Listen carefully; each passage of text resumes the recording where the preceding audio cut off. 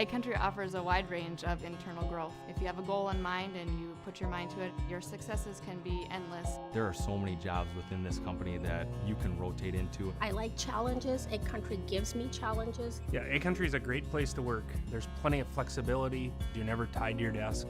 There's a team here that is always there for you. Yeah, grab your role and run with it. And always be aware of the opportunities because they're in front of you.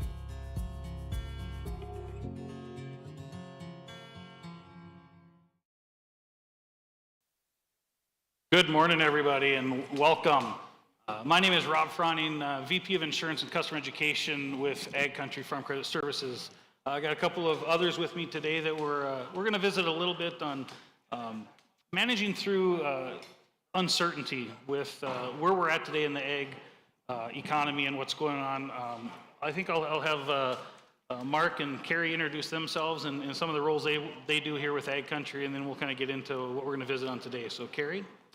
Good morning, or almost afternoon, everybody. My name is Carrie Smith. I'm a senior insurance specialist at the Carrington, North Dakota branch.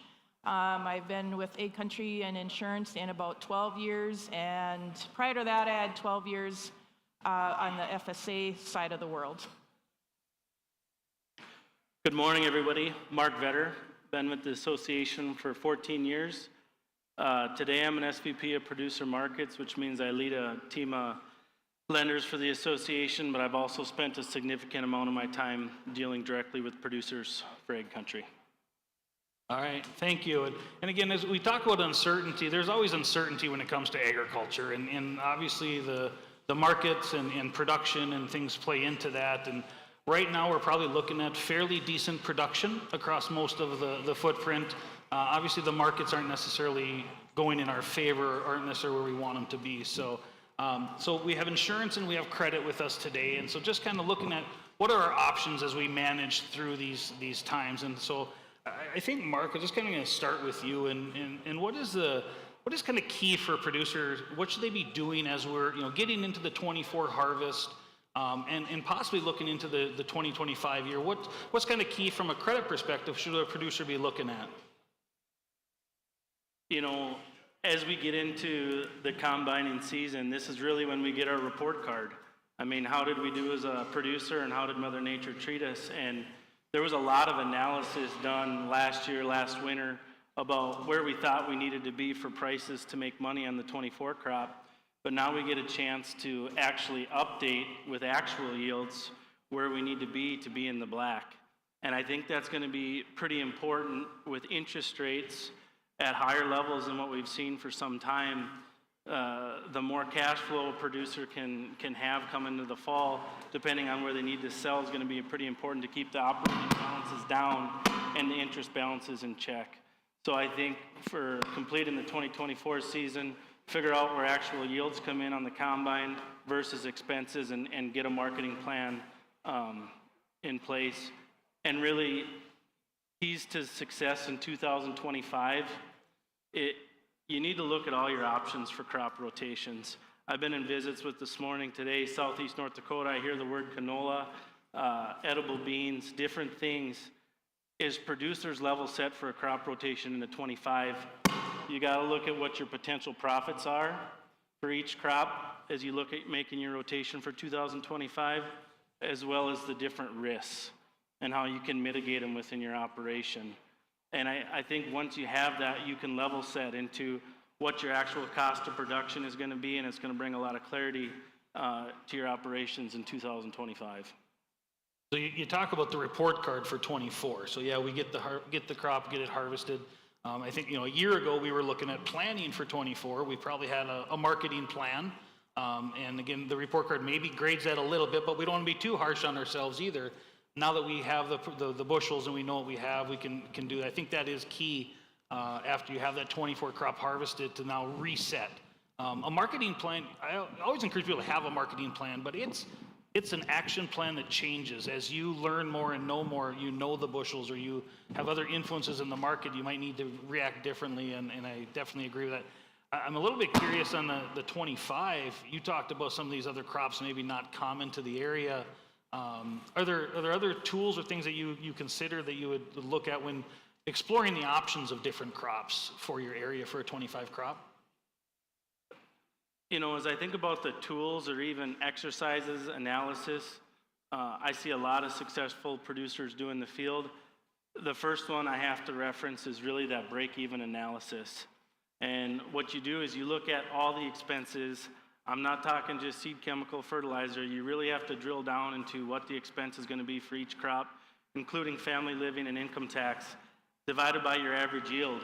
And that's really what's going to give you your break even at the end of the day, Rob. Now, in September of 2024, there's not a lot of producers in this room or listening today that are going to sign up for a break even after all the work that's going to go into the 25 crops. So once you have that number, you need to really make a marketing plan on what profit you're willing to take and mitigate some risk. And there's no silver bullet on what the actual magic number is on that, but at a 15% return on your cost of production, you can double your money every 5 years. And my mentors have always said that, and it's always stuck with me, is it's a place you know you can get aggressive and move some grain and really push your farm ahead to the next year. The other tool I see a lot of successful producers use is what's called a sensitivity analysis. The market is not going to care what break-evens are in southeast North Dakota.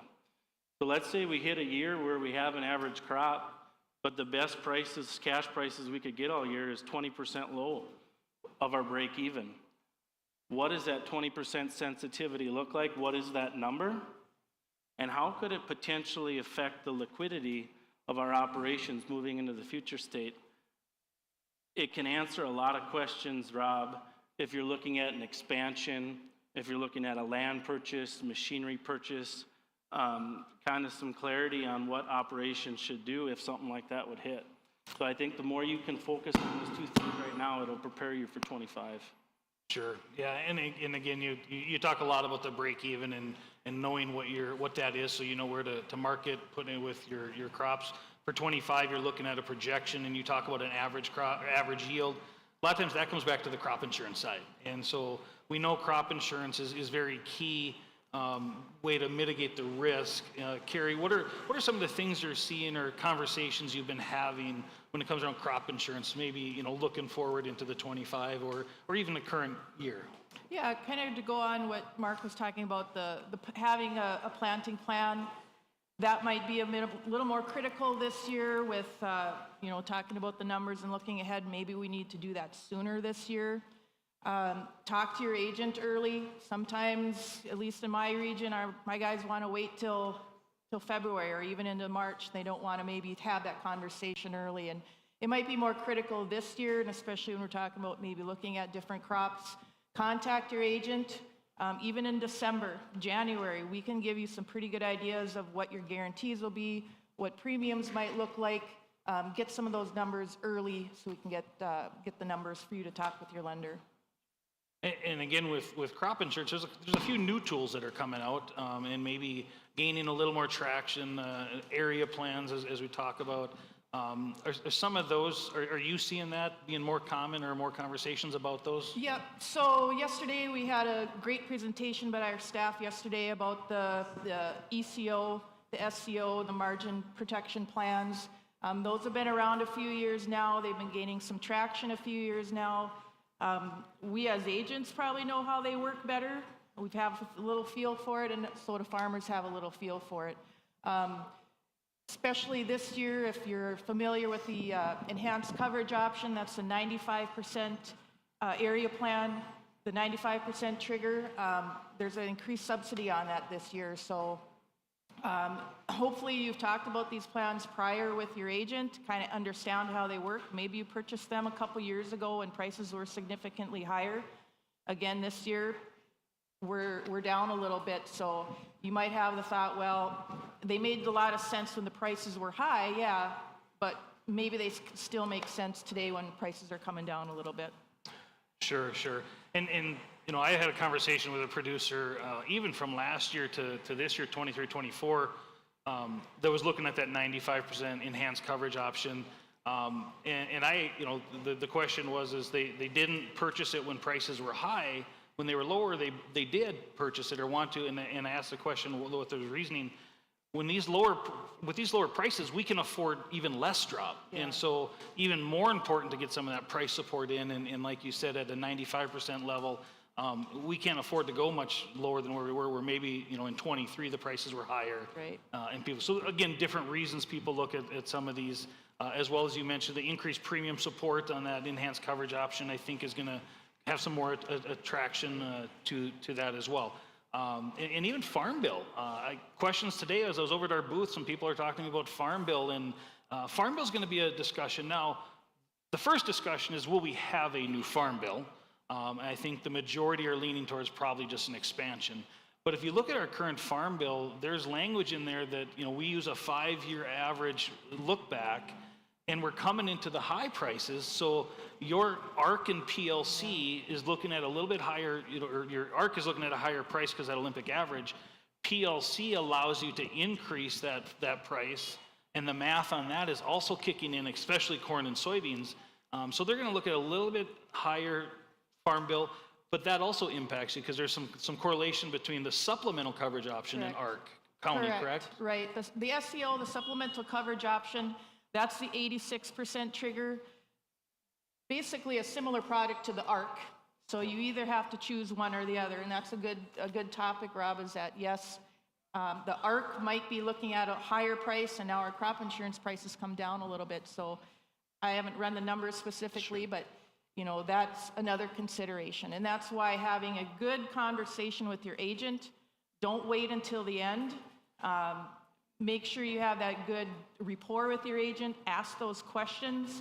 If you're not sure what these things mean, they're confusing. I tell you, us agents, we have to sometimes ask ourselves the simple questions too. So definitely feel free, go talk to your agent. Hopefully your agent can answer those questions for you, and really understand how those things work. Now, the supplemental coverage option and enhanced coverage option are area-based plans, so it's not you specifically if you have a poor crop, although your poor crop would be part of the average that they use for the area. So that's something to keep in mind, but still it's important, and that's why a lot of times we'll look at it from the price side of it. Just assume your county has an average, and then we look at where just a small price reduction will kick that in. So again, ways to look at that. You still have your individual policy on the backside of that. You kind of team them up together, right? Yep. So you're still going to have that conversation on what levels on your revenue protection. A lot of us are at that 75. There might be a few 80s in there. There's still some 70s in there. So these products we add, and again, we had a good conversation about it yesterday. You can stack those on top. So with the ECO, again, a 5%. If your county has that projected yield, every county has a projected yield, we can make that assumption. We have an average or a projected yield for 2025. All you would need is a 5% price drop. So, and with the increased subsidy on the ECO, it's definitely a hot topic for this year.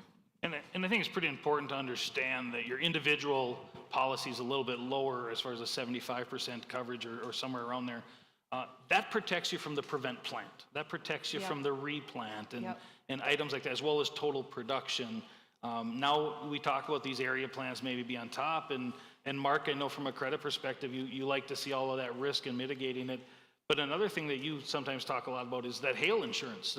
Does an area plan replace hail insurance? Because that too kind of can look at it on top. Or what are your thoughts on hail from a credit perspective? Well, as you take a look at insurance, I always think of it as a total package. I mean, there's products you could be buying today that are going to be sales closing at the end of September, margin protection, all the way through what you did for your multi-peril plan. Did you purchase ECO, SCO? All those are going to come for a total acre of premium that you're going to pay for insurance that'll mitigate risk. And as you get into the spring of the year and the crop's planted, it's very important to take a look at what dollars have I already spent to mitigate what risk. Most of these policies don't cover the absolute top end of the crop, and that's where a producer can look at what type of hail policy will specifically pay out the most to 0 to 25% loss, where we know the multi-peril policy or the ECO policy don't cover that well. The other thing that's really important to know as you're dealing with your crop insurance agent is have you bought enterprise or optional units?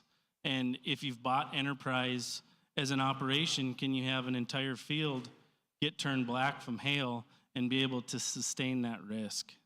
So those are all the things I really look at from the lender perspective when you're talking hail insurance versus all the other products that producers can purchase. Yeah, and we talked a little about the revenue protection, and that's really vital in a hedging. When you're looking at hedging your crop and some things like that. So do you see some common mistakes that people maybe make when it comes to the hedging versus speculation or something like that as well, as far as how that insurance protects you? Many producers will come into AgCountry offices all across the association and say, I couldn't sell the crop because it wasn't produced yet. And as we move past 2024 and into the future, it's going to be very important for producers to understand the difference between speculation, where you made a position on the futures market where you didn't have that commodity, and when you were doing a hedge to protect against prices going down against that physical commodity. The producers that can really differentiate that in the future are really going to succeed well. Specifically, you look at the crush plants that have come online today. Many producers are just used to going to the elevator, taking the cash price, locking in whatever basis they had, and they've lost physical, they don't have control of their grain anymore at that point where the destination is going to be. It's going to go to that elevator. And as the basis on soybeans, I think could really tighten up a lot with these crushing plants coming online. Getting used to the difference between a speculation and a hedge is going to be key for success in the future. Sure. And again, having that insurance to back you on that is definitely key as well. I forgot to mention, if there's questions from the audience, feel free to raise your hand. We'll get you a mic and we'll be able to take any of those questions as well. Mark, you had mentioned, there's products that you can look at pretty much year-round when it comes to crop insurance. There's private products out there today that we can actually lock in your 2025 price for your revenue protection policy for 25. You could lock in yesterday's close. Things like that. So it's key to talk to your agent year-round. You also alluded to a sales close, a margin protection carry. Maybe if I want to expand on that just a little bit, margin protection is a policy that we have to buy for the 25 crop before the end of September now. Can you just expand a little bit on what that does? Yep. So margin protection, again, a fairly new product. The little differentiation between that and ECO, they're very similar in how they work. Margin protection, I guess, can be a benefit in sorts, is that you can lock in a base price today, or I should say in the next couple days. The window for setting our base price for the 25 crop year is actually going on right now. That price gets settled in a couple days on the 15th. So, right now you can look at the margin protection at 440-ish on corn, 1040 on soybeans roughly, and wheat you're looking at 645. And the margin protection is a little bit different than the ECO, in is that margin is going to have what I call kind of the third leg of the stool, is we're looking at input costs. We're still looking at that expected county yield. We're setting that base price for the margin now. And then we're looking also, there's a formulation for input costs. A lot of moving parts in that policy. Is it something you should look at? Maybe you should have talked about it already the last couple years. It can make sense, because if you feel like, hey, you can get a what did I say, 440 on your corn, you can get that today, or you could wait to see what ECO does in February. Will price be up? Will it be down? Probably have an idea of which way it could go. It's just another thing to look at, but we're into the last couple weeks of margin. So the enhanced is primarily revenue driven with price and production, where this, like you said, has that third leg of inputs. And I know, I'm trying to remember if it was 21 or 22 crop, we saw a huge increase in that input expense from when we would track it today versus in the spring, and we saw that policy probably looking at paying out quite significantly in those years. A lot of that was fertilizer for corn specifically. Nitrogen, I think, went up. So definitely helps protect you on some of those, and so it's a way to hedge some of those inputs. The other way to hedge is, like Mark said, get ready in your planning and working on your projection and say, hey, today's prices work for me for these input costs, let's lock them in. But again, there is now crop insurance, and you're seeing the insurance really come in more and more tools There's a ton of tools. We don't have time to talk about them all today or get in depth, but I think that's really the key is visiting with your agent and understanding all the tools that are out there and available for you to visit. Even, again, Mark talked about different crops, and you talked about having a plan when you come in to talk to your insurance agent, because there's different options for APHs, your average production history that you can look at too. And so maybe just speak to some of the reasons why somebody might have a projected planting, where they're going to put their crop, and why does it matter what field they're going to put a certain crop on? Because does that help them determine as far as their coverages? Sure. So crop insurance has always been not easy, but the last, I would say 7-8 years, in that range, less than 10 years. Every year we get a little something added on, and we've had, these extra plans, but there's also these extra crop options that you can add on to boost up your approved yield. You have your regular history, you can add these extra options onto each crop to boost up that approved yield. Of course, you want the highest approved yield to get the highest insurance coverage. So, if you have a planting plan, sometimes it might depend on where you're planting the corn or the edibles to determine which of those options might work better for that unit or that database. So we do a pretty good job. I mean, we take pride in kind of looking through our APHs every year for our producers and making sure the options are on the correct, that are going to help where they intend to plant. Right. And I think the key there is that knowing kind of where you're going to plant, because every database is a little different. Yep. Using a tool that optimizes your best coverage. Yep. and figure out what's the optimal crops, and as well as protection. As I look at a lender, obviously maybe they're concerned about collateral, and insurance is a great value there, and being able to increase that yield is also very good. Now, this is a lot of talk about grain. We also have livestock, of course, LRP, where you protect revenue on cattle or hogs.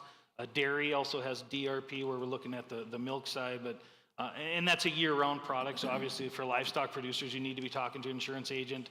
Those have gotten extremely popular the last couple of years, especially with some of these higher prices and producers wanting to lock in some of those levels. And again, I talk about how important it is, as that one farmer did to me this spring.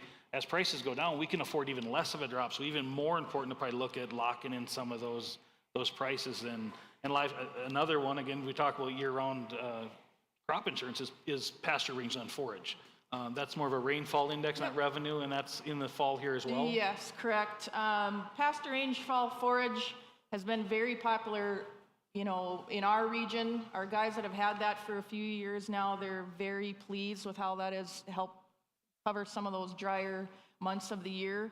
Again, to purchase that for 25, you need to talk to your agent by December 1. I believe that got pushed back a couple years ago to the December 1 range. So if you do not have PRF, you need to really look at it, because different areas of the state and the region, it may or may not work better. We have the tools that we can help you look back on history to see how it could have paid and how it works. So in a year like 24, we had a fair amount of rain across a lot of our footprint, which was a good thing, because our pasture was able to maybe handle the cattle that we had out there, and the hay as well, as or forage or whatever across most of it. But there are the years that we don't have that, as we're familiar with here in North Dakota. Yep. There's a lot of years where it just is a little too dry, and we're not able, and this just helps supplement that if you have to go out and buy some hay or grab some others. So again, if there's any questions in the audience, please feel free to raise your hand and we'll get you a mic. But I think you alluded to this a little bit already, Mark, but we talk about history doesn't always repeat itself. We've seen a couple of good years of fairly decent prices. Not too far back, we had a couple of 3 years where prices were good again, back 12, 13, 14. There was a stint there afterwards where we saw prices level off at what we thought was a low price, and it was relative to where we had been. Not a lot of fundamentals in the market right now telling us we're going to go back up higher. And so as we possibly look at the next year or few, maybe if that's the case, are there other things that, from a lender perspective, that you like to visit with on capital purchases, things like that, or certain things that you say stay away from versus let's look at?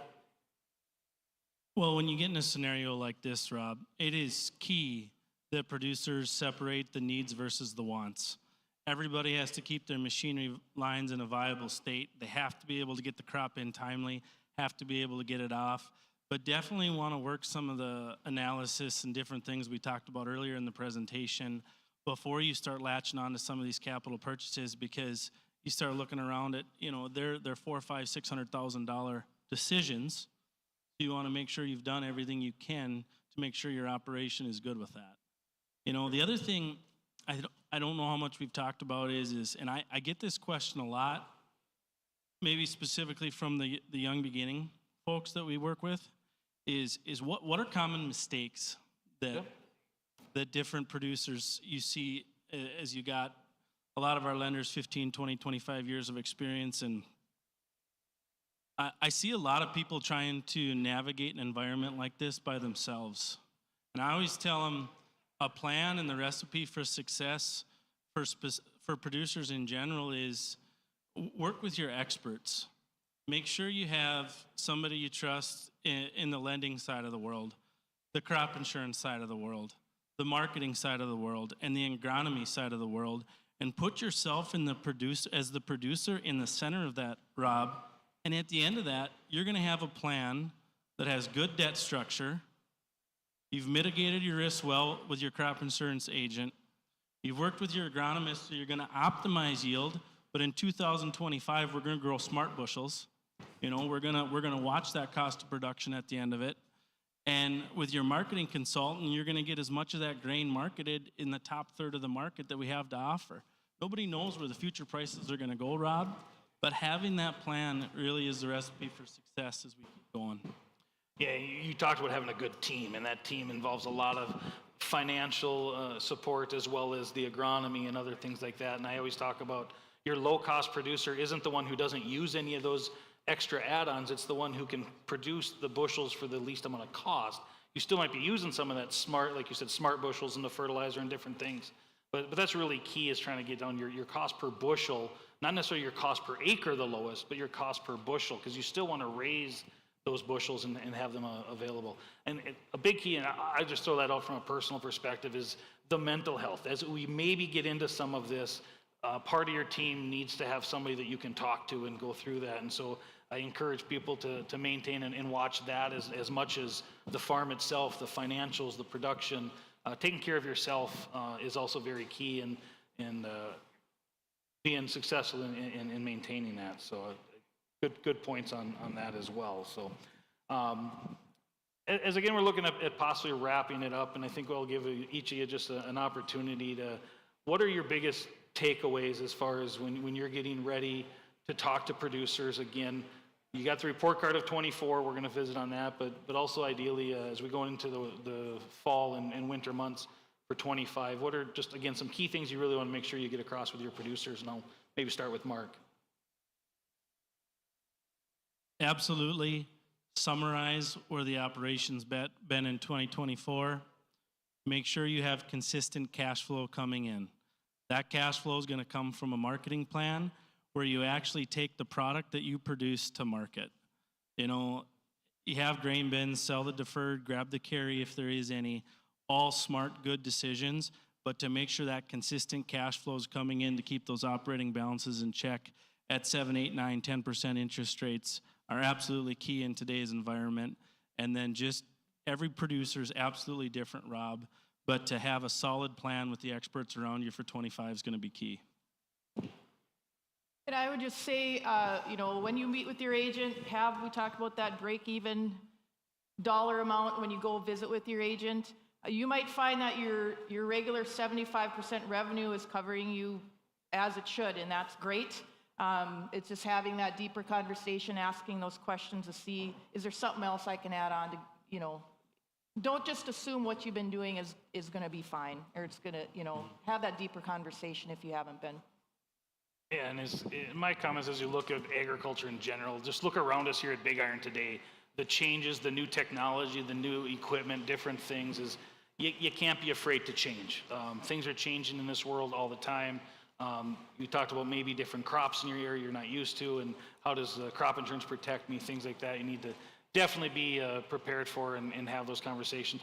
We didn't really allude to it much. I'll just touch base on it here, Mark, and that is interest rates. While we've seen interest rates go up over the last few years, they've kind of leveled off to maybe down a little. There's a lot of talk about the next Fed meeting of interest rates going down. One thing different between now and the last time we kind of had a cycle that might look similar to this was we had lower interest rates back then. So interest rates are key when you're making that plan and looking at selling the carry. Do I need a little more because I'm paying a little more interest because of where those levels are? But also keeping an eye on those interest rates as they move. I know AgCountry, we have conversion features where we can, follow your interest rates and possibly as that goes down, can roll them into a different product to take advantage of that downturn in interest. So just being aware of the opportunities that could present themselves and being ready and to act and capture some of that opportunity. And sometimes it's small opportunities. It's the small wins that add up to a lot. And so I think that's really key in this time of uncertainty, knowing those options, knowing what you can do to take advantage of that and capture that opportunity when it presents itself and get ready for the next one. So open up one last time to questions from the audience. If anybody has questions, we have a mic. Anybody? If not, I think I appreciate everybody's time here today. Thanks for coming, and have a good day here at Big Iron. Thanks, everybody. AgCountry offers a wide range of internal growth. If you have a goal in mind and you put your mind to it, your successes can be endless. There are so many jobs within this company that you can rotate into. I like challenges. AgCountry gives me challenges. Yeah, AgCountry is a great place to work. There's plenty of flexibility. You're never tied to your desk. There's a team here that is always there for you. Yeah, grab your role and run with it, and always be aware of the opportunities because they're in front of you.